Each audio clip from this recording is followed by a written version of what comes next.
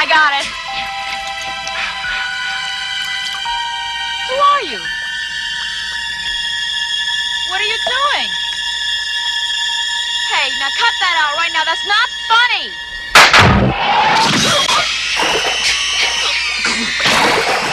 Yeah, I went opening night in Westwood. It was sold out.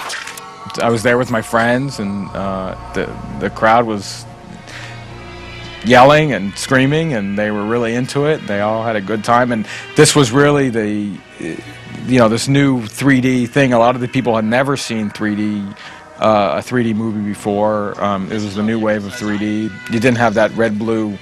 It wasn't the red-blue 3D. It was this new process, so the glasses were clear and polarized, and it looked great. And so I think people were really reacting to the 3D a lot, because there's a lot of stuff in the movie which on DVD doesn't play as well, because if it's not jumping out at you, it doesn't mean anything. There's the rat that comes out, and the snake, and all the other stuff that jumps out, and it doesn't mean anything. But when you see it in the theater, it really plays. I mean, it adds a lot to the movie.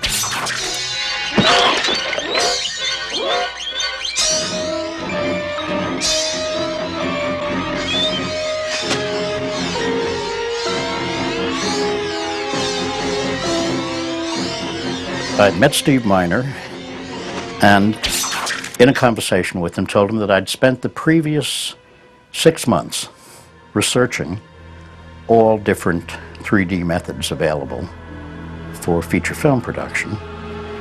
And Steve said, I'm about to do a 3D film, and asked me if I'd be interested in doing it. That's how I came to it. I had not done a 3D picture before. I'd been always interested in the technology, and particularly in the storytelling aspect of it.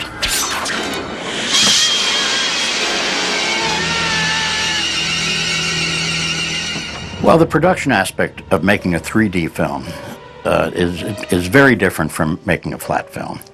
For one thing, you need all of the backgrounds lit, because there's no 3D without a background, particularly at night. You also need to be very conscious of the physiology of 3D, not to do things in the photography that strain the eyes and make people give up on the illusion, which they do, because 3D is in the end an illusion about suspension of disbelief.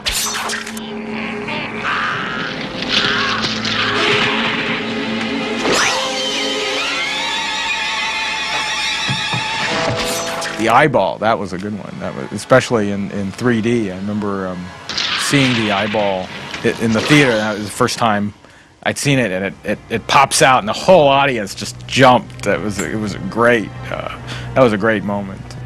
The eyeball scene is one that's often commented on about 3D. Well, we didn't have time for tests. The camera system was new. We were evolving it as we went. But I had read someplace in very old literature going back to the 1920s, that things that are lit overexposed slightly, and things that tend towards the red tend to come off the screen. So I overexposed that eye about a half a stop, 2/3 of a stop, and it came right off the screen and into everybody's face. Hold on!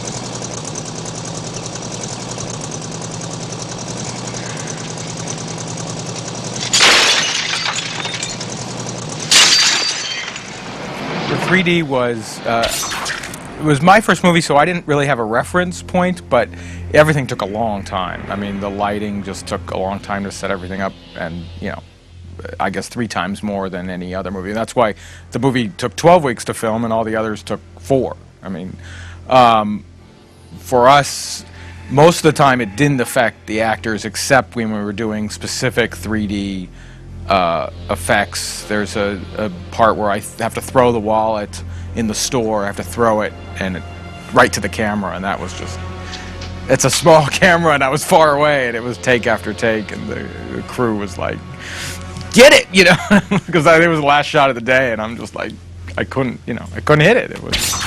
Probably the most challenging scene in Friday the 13th 3 is the opening scene. The scene, that long tracking shot through the laundry, establishing the store. We had to build a trellis across a highway.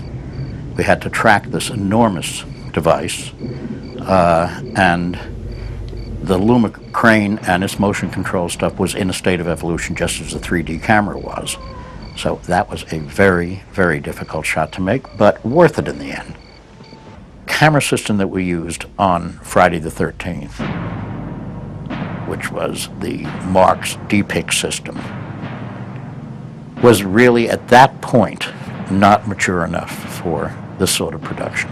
So Friday the 13th was the test bed for both a new way of doing 3D and also for a new Kodak emulsion, which had its own problems. We were the first production to use that as well. What followed in Jaws 3D, what followed in many other productions, was all enhanced by the work that was done on Friday the 13th.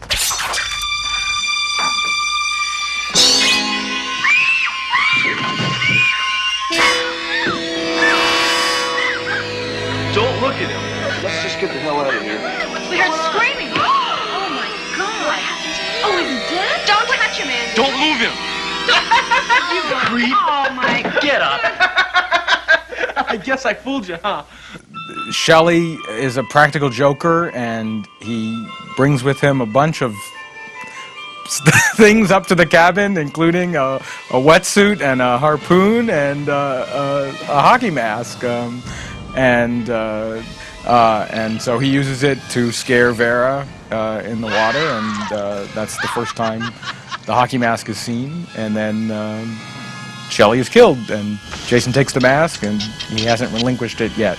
I don't think they were thinking of part 4, so I don't think they had any idea that the mask would become this iconic symbol of horror movies. I mean, you can show anyone a hockey mask now, and they'll know what movie you're talking about and what character. So it's really become a symbol of horror. But I don't think anyone at the time knew that. Although I did know enough to ask for the mask. I said, "Can I have the mask and take it with me?" And they went, "No."